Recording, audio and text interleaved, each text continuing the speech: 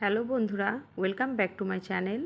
আজকে আপনাদের সাথে খুবই মজাদার একটি কাতলা মাছের কালিয়া রেসিপি শেয়ার করব। আমরা সবসময় যে ধরনের রান্না করে থাকি, আজকে কিন্তু আমি একটু ভিন্নভাবে রান্না করেছি। আর রান্নার স্বাদটাও কিন্তু ভীষণ মজাদার হয়েছে। ভিডিওটি আপনারা সম্পূর্ণ দেখুন, আশা করি খুবই ভালো লাগবে রেসিপিটা। প্রথমে আমি 3 পিস কাতলা মাছ নিয়েছি। এখন আমি এর ভিতর লবণ দিয়ে দিব স্বাদ মতো, দিয়ে দিব হলুদের গুঁড়া, এরপর আমি দিয়ে দিব শুকনা মরিচের গুঁড়া। এখন আমি খুব ভালোভাবে এই 3টে উপকরণ মাছের গায়ে লাগিয়ে নিব। খুব ভালোভাবে মাখানো হয়ে গেলে আমি মাছটাকে ফ্রাই করব। আর ফ্রাই করার জন্য কড়াইয়ের ভিতর আমি পরিমাণ মতো তেল নিয়েছি। তেলটা গরম হয়ে গেলে আমি মাছগুলা আস্তে আস্তে ছেড়ে দিচ্ছি তেলের ভিতর। এভাবে একটা একটা মাছ আমি দিয়ে দিলাম। আর মাছটা আমি একটু মিডিয়াম আঁচে ভাজি করব। 1.5 থেকে 2 মিনিট পর আমি মাছের এক পাশ উল্টিয়ে দিব। এর ভিতরে দেখুন মাছের কিন্তু এই পাশটা ভাজি হয়ে গিয়েছে।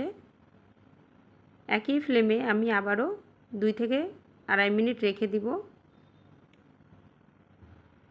মাছটা এই পর্যায়ে আমি উঠিয়ে নিচ্ছি। বেশি ভাজি করতে যাবেন না, মোটামুটি এরকম ব্রাউন কালার হয়ে গেলে মাছটাকে তুলে নিব। এক এক করে আমি মাছটা কড়াই থেকে উঠে নিচ্ছি। আর আপনারা যদি আমার চ্যানেলটি সাবস্ক্রাইব না করে থাকেন, প্লিজ আমার চ্যানেলটি সাবস্ক্রাইব করবেন, পাশে থাকা বেল বাটনটি ক্লিক করবেন। এখন আমি মাছের গ্রেভির জন্য মশলাগুলো পেস্ট করব। প্রথমে আদা নিয়েছি, আদাটাকে আমি বেটে নিচ্ছি। আর এই মশলাটা কিন্তু আমি সবগুলাই বেটে নিব। মাছের কালিয়া এইভাবে বাটা মশলা দিলে এর টেস্টটা খুবই ভালো লাগে। এরপর আমি জিরা নিয়ে নিলাম 1 চা চামচ। জিরাটাও আমি পেস্ট করে নিব।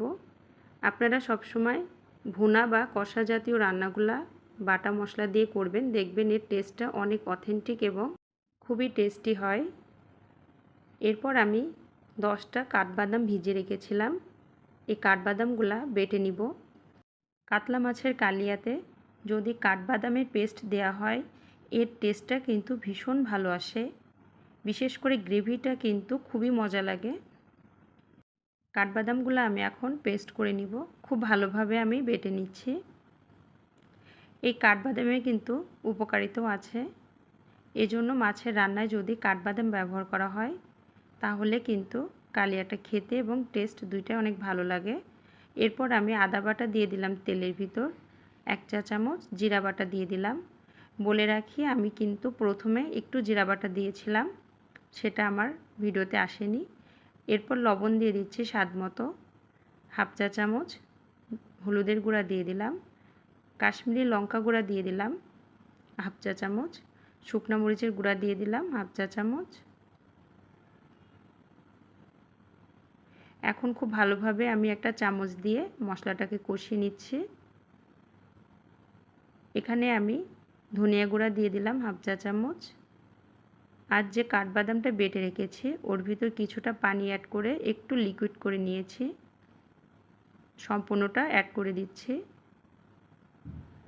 একটু নাড়িয়ে নিব এখন চামচ দিয়ে। খুব ভালোভাবে মশলার সাথে মিশিয়ে নিচ্ছি।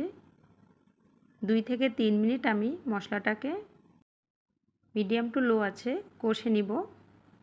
মশলা থেকে যখন তেলটা একদম ছেড়ে দিবে, তখন আমি এর ভিতর 2 টেবিল চামচ মতো পানি অ্যাড করে দিচ্ছি।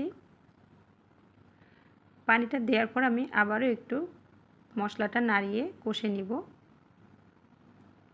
যখন এই মশলা থেকে আবার তেলটা সম্পূর্ণ ছেড়ে দিবে, তখন আমি এর ভিতর দিয়ে দিব গরম মশলা বাটা 1 চা চামচ। এখন আমি গরম মশলাটা দিয়ে দিচ্ছি, তার কারণ হচ্ছে মাছটা কিন্তু পরে গরম মশলা দিলে ভেঙে যাওয়ার ভয় থাকে। যখন আপনি মাছটাতে গরম মশলা বাটা দিয়ে নাড়াবেন, তখন কিন্তু মাছটা রান্নার অলরেডি হয়ে যায়, নরম হয়ে যায়, এজন্য ভেঙে যেতে পারে। তাই আগে থেকে দিলাম, এতে কিন্তু টেস্টের কোনো সমস্যা হয় না। এখন আমি রান্নার জন্য 1.5 কাপ পরিমাণ মশলার ভিতর পানি দিয়ে দিচ্ছি। পানিটা দেওয়ার পর আমি একটু নাড়িয়ে নিলাম এবং পানিটা যখন ফুটে আসবে তখন আমি মাছ ভাজিগুলা দিয়ে দিব। এক এক করে আমি কাতলা মাছের পিসগুলা মাছের গ্রেভির ভিতর দিয়ে দিচ্ছি। মাছটা কিন্তু আমি মিডিয়াম টু লো আছে 3 থেকে 4 মিনিট ফুটিয়ে নিব। বন্ধুরা, আপনারা কিন্তু দেখলেন আমি এর ভিতর কোনো পেঁয়াজ রসুন ব্যবহার করিনি। পেঁয়াজ রসুন ছাড়াও কিন্তু এভাবে মাছের কালিয়া রান্না করলে এর স্বাদটা ভীষণ অথেন্টিক আসে। আর এভাবে একদিন রান্না করে দেখবেন আপনারা, খুবই ভালো খেতে হয়। 5 মিনিট মতো মাছটাকে আমি মিডিয়াম টু লো আছে ফুটিয়ে নিয়েছি। আর মাছটার কালারটা এবং গ্রেভিটা দেখুন কতটা লোভনীয় হয়েছে। আপনারা একবার বাসায় এভাবে মাছ রান্না করে দেখবেন। কাতলা মাছ খেতে খুবই মজাদার লাগে। 1 প্লেট ভাত এক নিমেষে শেষ হয়ে যাবে। বন্ধুরা, আজকের আমার কাতলা মাছের রেসিপিটা ভালো লাগলে প্লিজ কমেন্ট করে জানাবেন। আর বারবার অনুরোধ করে বললাম, চ্যানেলটি সাবস্ক্রাইব করে দিবেন, নতুন নতুন ভিডিও দেখবেন। আমার রেসিপিটা দেখার জন্য ধন্যবাদ বন্ধুরা।